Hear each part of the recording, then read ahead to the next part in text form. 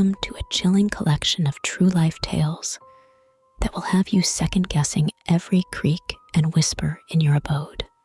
In two terrifying tales from the tenements, we delve into the heart of urban living's darkest nightmares.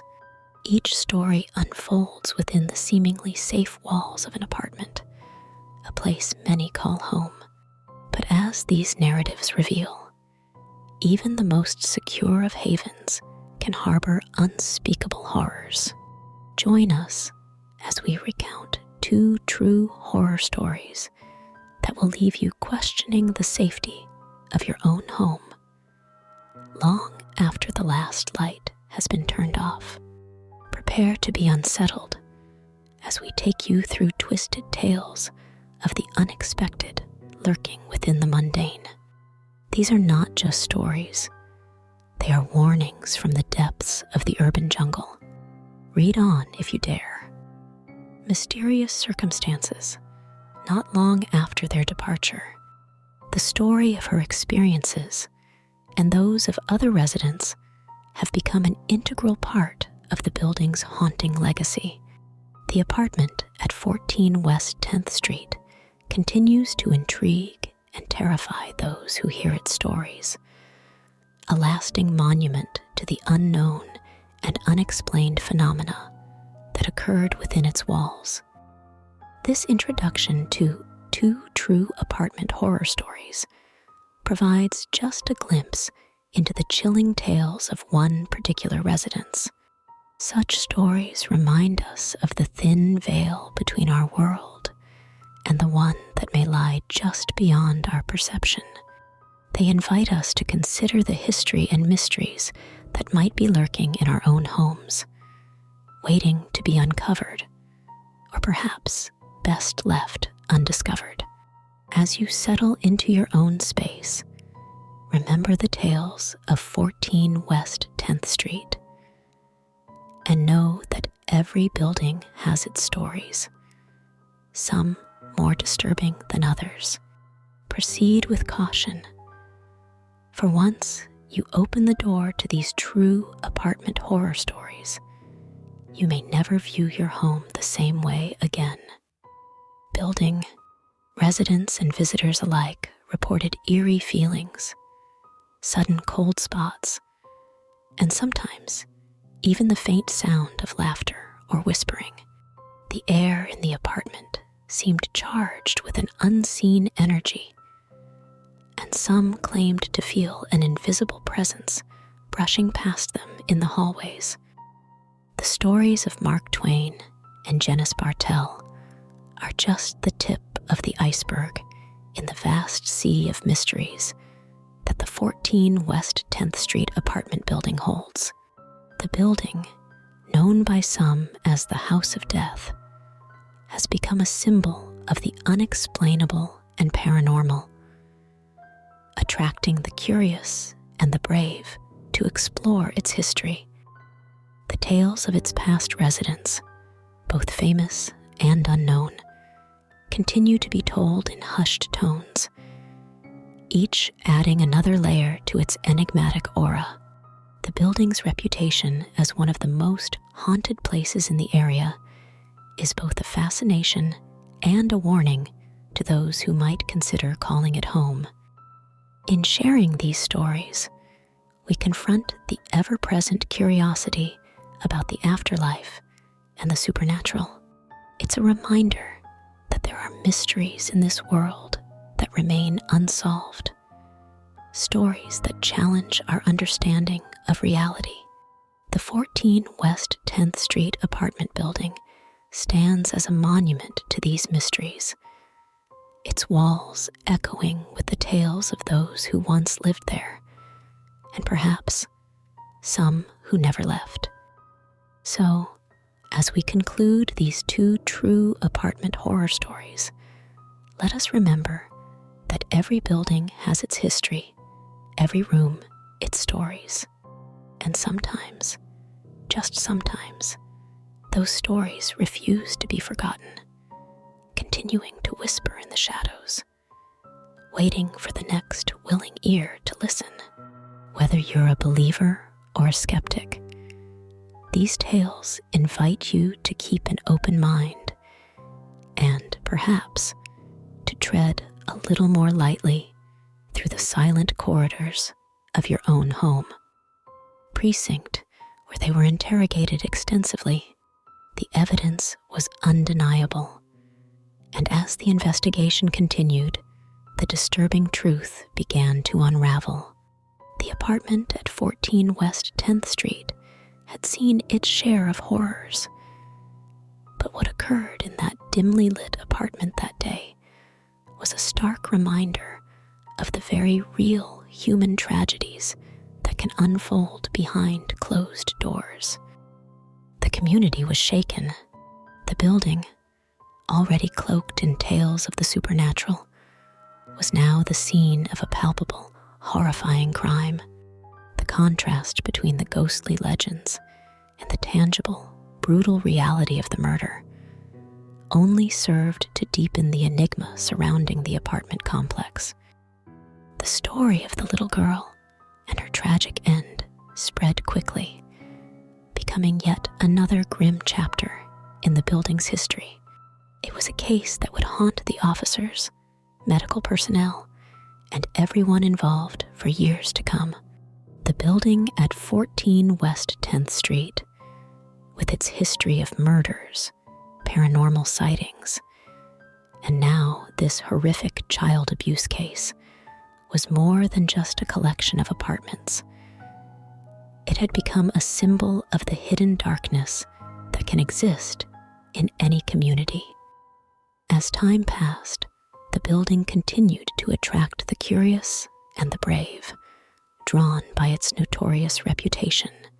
Some came seeking ghosts, others drawn by the macabre allure of its tragic past.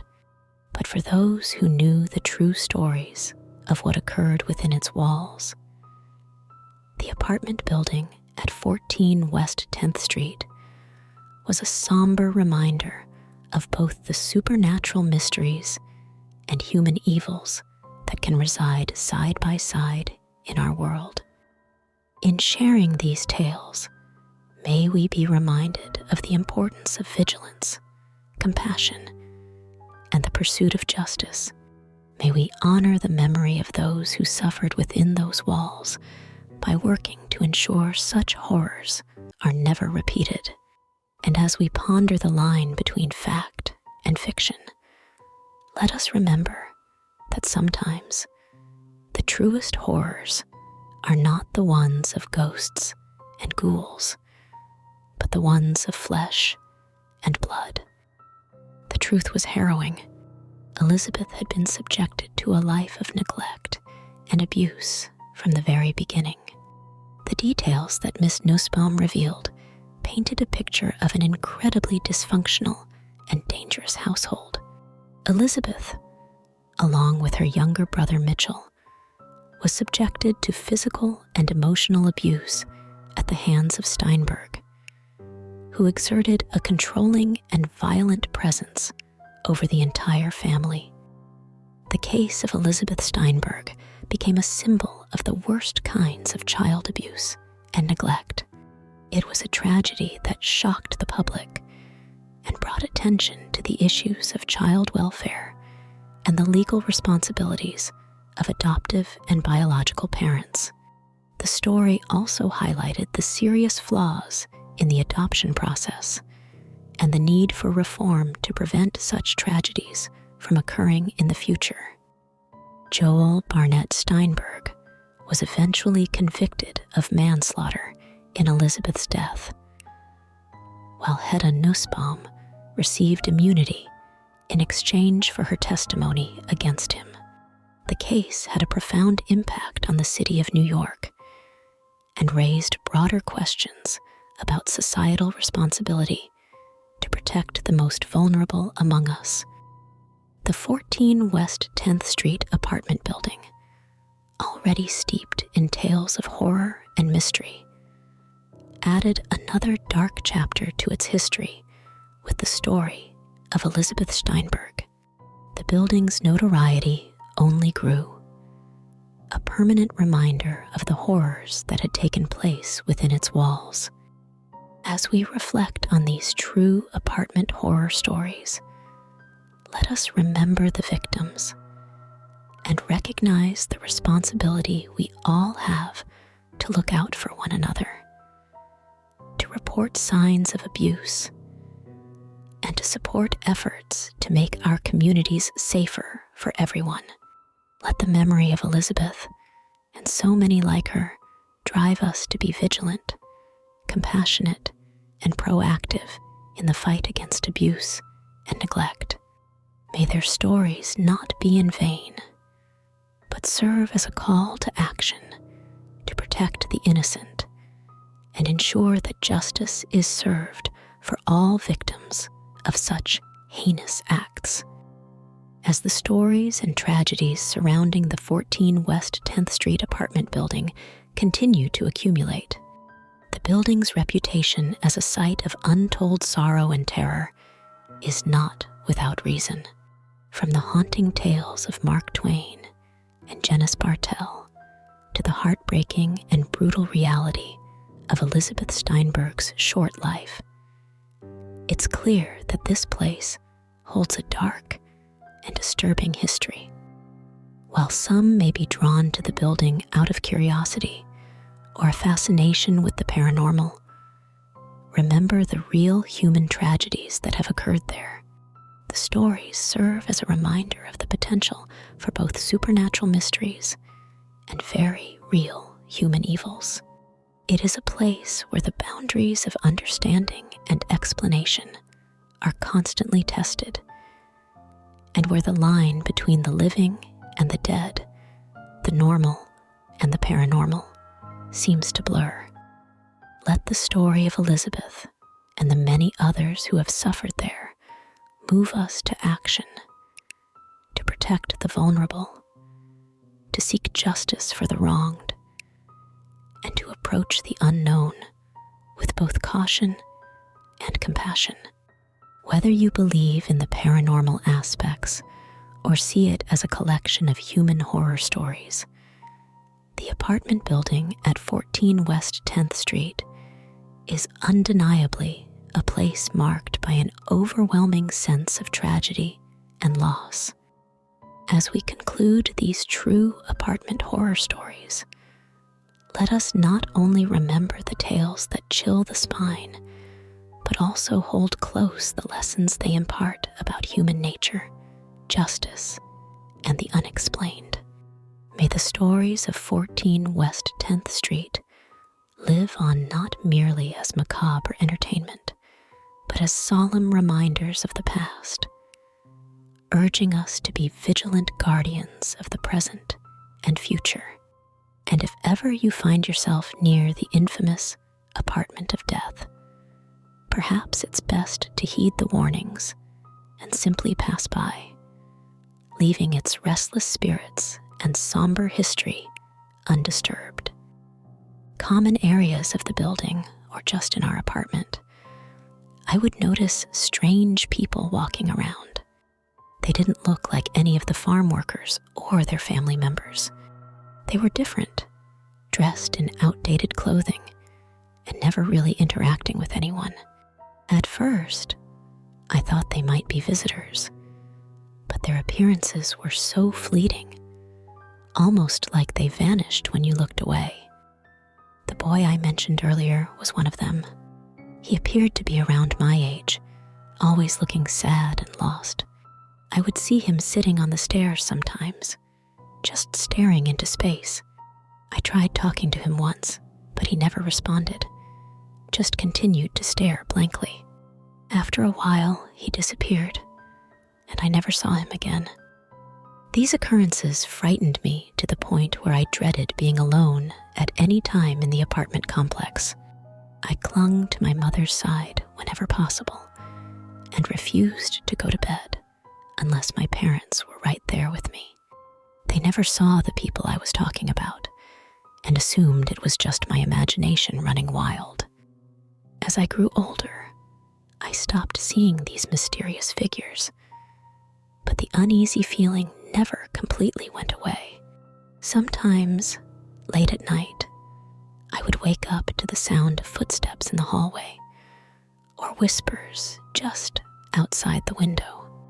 My parents insisted it was just the building settling or the wind, but I couldn't shake the feeling that it was something more. Years later, after moving out and starting my own life, I returned to visit the old apartment complex. It looked much the same, albeit a bit more worn and weathered. I learned from some of the current residents about the history of the building, how it was built on old farmland and had been there for much longer than I had realized. Some even whispered about ghost sightings and unexplained happenings, much like what I had experienced as a child. Now, as I share this story, I realize that perhaps I wasn't imagining things after all. Maybe the apartment complex did house more than just farm workers and their families. Perhaps it was also home to those who had once lived and worked on the old farm long before the building was constructed, their spirits lingering in a place they once knew. To the current and future residents of that apartment complex, and indeed to anyone living in an old and storied building, take a moment to listen and observe. You never know what history lies within the walls, or who might still be wandering the halls. And to all, always remember, sometimes the things that scare us aren't just in our heads. They might just be waiting for someone to notice them. Was talking to. He looked at me with his innocent eyes, still smiling, and said, "I was playing with the boy who lives here. He's my friend." I felt a chill run down my spine. It was as if the past was repeating itself, and the strange occurrences I had experienced as a child were now manifesting to the new generation. I smiled and nodded, not wanting to scare him, but inside I was deeply unsettled. Throughout the party, I watched as my great-nephew occasionally glanced towards empty corners or giggled as if responding to someone I couldn't see. It was a surreal and eerie experience, bringing back all the memories and fears of my own childhood in that apartment. After the party, I discussed my concerns with my cousin's sister and niece. I told them about the strange people I used to see, the boy on the stairs, and the eerie feeling that never left me while I was living there. They listened intently, and while they were skeptical, they agreed to pay more attention to my great-nephew's interactions and behaviors. I left New Hampshire with a heavy heart, knowing that the apartment complex held more than just my family's history. It seemed to be a place where the past lingered, touching the lives of those who resided there. I made my niece promise to call me if anything unusual happened, or if my great-nephew's invisible friend became a cause for concern. The story of the apartment, the mysterious boy, and the strange happenings that have spanned generations serve as a reminder of the mysteries that surround us, some of which may never be fully understood. It's a tale of the unseen and unheard, of histories that echo through time, and of the thin veil that sometimes separates us from a world beyond our own. As you reflect on these stories, consider the hidden depths of the places you inhabit and the unseen narratives that might be unfolding just out of sight. And to those who live in places with a storied past, listen closely and watch carefully, for you never know what or who might be sharing your space, whether it's a child's innocent interaction with an invisible friend or a feeling of unease that you can't quite shake. These experiences are a part of the rich tapestry of our existence, intertwining the known with the unknown, the seen with the unseen, men talked to him or did anything. He shook his head and said, "No, they just walk around and look at things. They don't see me. I hide under my blanket." The simplicity of his response was both a relief and a deep concern. It seemed the apartment wasn't just haunted by the sad little boy, but perhaps others who had once lived or had connections to the building. Determined to find some resolution, or at least understand more, I decided to delve deeper into the history of the apartment complex. I spoke to older residents, visited the local library, and scoured through online records. The stories I uncovered were varied, and many tales of past residents who'd met tragic ends, mysterious disappearances, and unexplained phenomena that had occurred over the years. The little boy, it seemed, was just one of many spirits that lingered. Knowing that my great-nephew was living in such an environment was distressing. I consulted with a local paranormal expert who suggested a few ways to cleanse the apartment and make it more peaceful for the living residents. I also arranged for regular visits to ensure the well-being of my niece and her son. As I left the apartment that day, I couldn't help but look back over my shoulder, half expecting to see the figures my great-nephew described. The experience reaffirmed my belief that some places hold on to the echoes of their past, that stories and spirits can persist long after they should have faded away. To anyone who might find themselves in a similar situation, my advice is to listen and observe carefully. Do not dismiss the stories of children or the feelings of dread that might come in the night. Seek understanding and help if necessary. Our world is full of mysteries, and while not all can be solved, acknowledging and respecting them can be a step towards living in harmony with the past and present alike. And so, to the current and future residents of that apartment and any other place with a rich and haunting history, I wish you peace and safety. May the stories of those who came before you be a reminder of the depth and complexity of our existence, and may you find comfort in the knowledge that you are not alone in your experiences. The world is a tapestry of the seen and unseen, and each thread has its own tale to tell. Deciding whether or not to inform your niece about the ghostly presences you and her son have experienced in the apartment is a deeply personal decision, and it's understandable why you would feel conflicted. On one hand, you want to protect her and her son from potential fear or distress, especially considering the challenges they already face. On the other hand, you might feel that by not telling her, you're keeping important information from her that could potentially affect her and her son's well-being. In situations like these, there is no clear right or wrong answer, as the choice depends on a variety of factors, including how you believe your niece might react, and whether the presence of these apparitions poses a real threat or is more benign. The fact that your great-nephew mentioned the figures just roam and leave without causing harm could indicate that these presences might not be malevolent. However, it's also important to consider your great-nephew's experiences and comfort, since he's the one interacting with these apparitions.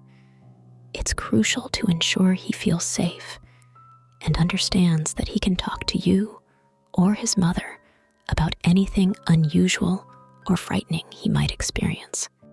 Keeping an open line of communication might help him process these encounters and alleviate any potential fear. If you're genuinely concerned about the spiritual activity in the apartment, you might want to consider consulting with a professional in paranormal activity who can offer guidance or potentially cleanse the home. This could provide some peace of mind for you and potentially for your niece if you decide to tell her in the future. Ultimately, the choice of whether to tell your niece rests with you. It might be helpful to weigh the potential benefits of her knowing against the possible distress it might cause.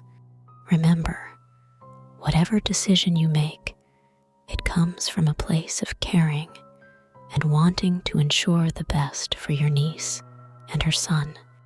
Your intention to protect and support them is evident, and that in itself is a significant act of love and responsibility. In closing, the story of the apartment complex, with its echoes of the past and ghostly residents, serves as a poignant reminder of the mysteries and complexities that can dwell in the places we call home. Whether or not you chose to inform your niece about the spectral occurrences, your actions were driven by love, concern, and a desire to protect her and her son from further hardship.